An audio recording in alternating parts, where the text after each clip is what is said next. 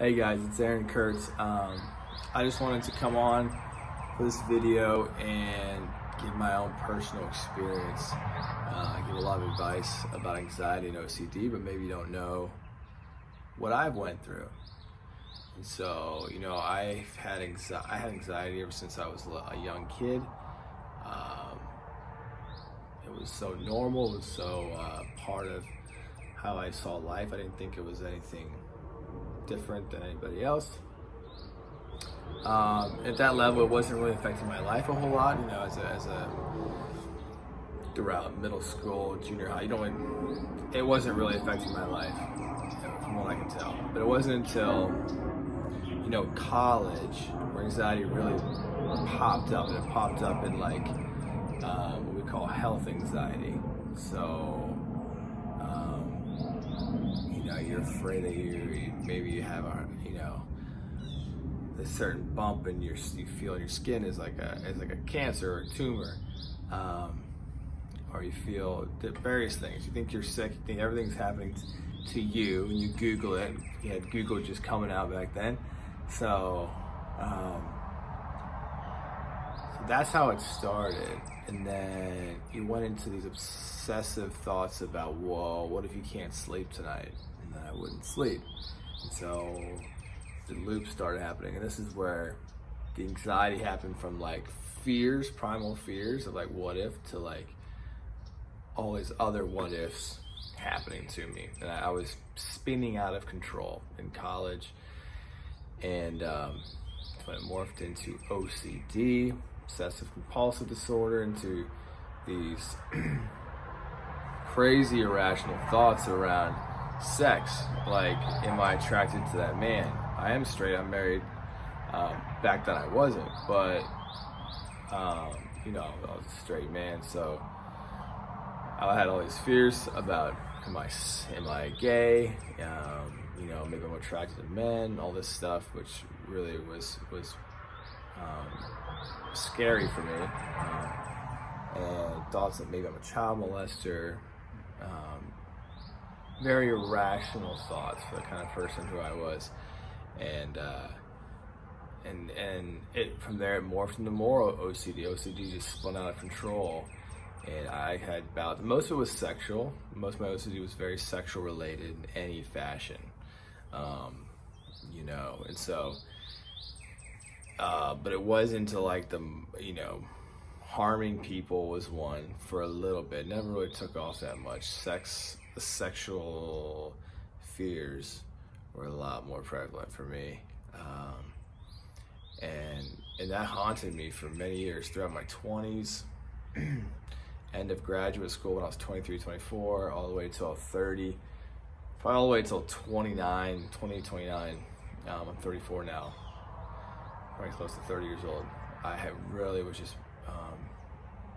just stuck in these daily obsessive thoughts and doing things to try to get rid of it. And there was this continual loop, and it sucked. I had no idea. I had no idea what to do. And the help at the time that I was looking for, I never went to therapy, but I did go on YouTube. And the help at the time wasn't very helpful. It wasn't until I discovered tapping. I would say EFT, emotional freedom technique tapping, was a real big breakthrough for me, because it really calmed down a lot of the thoughts. And then I did an online therapy course that was very helpful. And so I don't have any of those thoughts anymore, which, coming from where I was, is incredible. I deal more with anxiety and fear thoughts that are more primal and related to dying and health and whatnot now, and that's my current path and journey. But it's been crazy to see how far I've come, and thinking about what I've done to take myself from there to where I'm at now, and maybe someone watching can get something from this. For me, what helped me a lot was learning, and I learned this from a therapist named John Glanville, who you can find on YouTube, online, and just learning about your subconscious brain, learning about your conscious thinking brain, your subconscious hidden brain, and the priorities of each, how each one function, how each one are related to the experience we have. Where do thoughts come from? Where do emotions come from? How do our beliefs and behaviors affect our brain and part of that automatic subconscious program? That was huge for me. I'm a really big picture thinking person, and while OCD is a result of overthinking, for me it was helpful to have a plan, to see the blueprint of like what is happening. And it's so critical, I think, because to see what you need to do, you need to know what the problem is. And your problem is overthinking. Why are you overthinking? So maybe there's emotions and feelings that are stuffed down. Why are there emotions and feelings that are repressed and stuffed down? You look at your belief system, your personalities, and how is that shaped? How is that from childhood shaped? Is that fitting you? And so for me, that was a big path to, you'd say, recovery, you'd say to transformation. For me, it was personality transformation.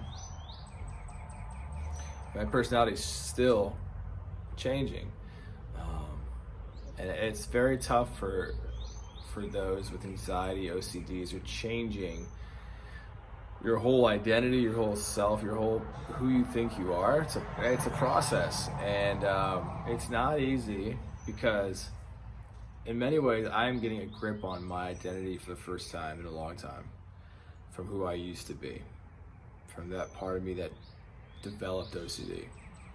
OCD only needed to be there inside of my brain because of the environment that was going on inside of me. How I was trying to experience and react and do life was toxic, was very unhealthy. Trying to be the nice guy, trying to view life as black and white, trying to fit life into my little pegs of black and white. Trying to be a certain way in life when life is kept showing me that there's so many other ways out there.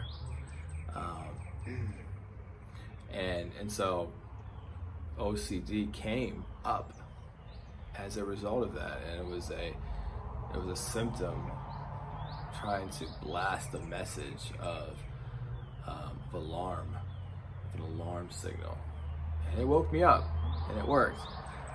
But it's tough when you do not know what is going on. You need help, and so this is what I am doing now. I am looking to help and add value to those of you maybe that are stuck, that maybe do have OCD thoughts, and are looking to get sort of a plan on what's going on and what should I be doing now to help with that, and really what is required of me.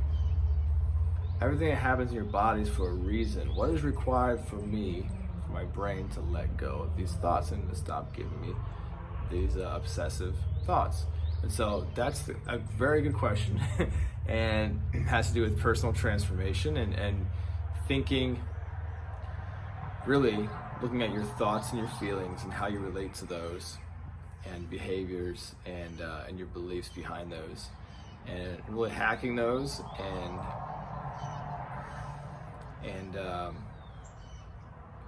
and dealing with the emotions that come up.